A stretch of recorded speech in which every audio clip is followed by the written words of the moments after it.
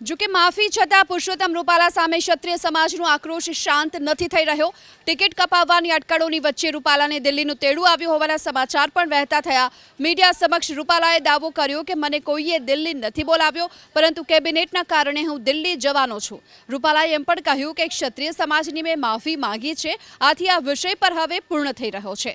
રહી વાત ઉમેદવારીની, તો ઉમેદવારી રદ કરવી કે યથાવત રાખવી એ વિષય પાર્લામેન્ટરી બોર્ડનો છે।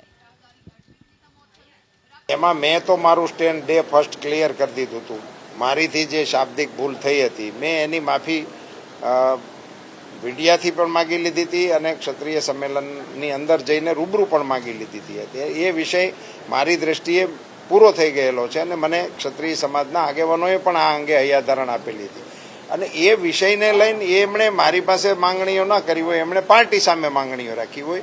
એ સમાજ અને પાર્ટી વચ્ચેનો વિષય છે, એમાં હું કંઈ કોમેન્ટ કરી અને વધારાનું કશું કરવાના મતનો નથી। પહેલી વાત તો એ છે કે મને કોઈએ દિલ્હીથી બોલાવેલો નથી। 3જી અને 4થી તારીખ હું અમદાવાદ ખાતે રોકાવાનો હતો, પણ 3જી તારીખ કેબિનેટની આવેલી હોય, હું કદાચ કેબિનેટની અંદર ભાગ લેવા માટે જઈ શકું છું। એ પાર્ટીની અને મારી વચ્ચેનો વિષય, પણ એ પાર્ટીની મારી વચ્ચે રહેવા દો।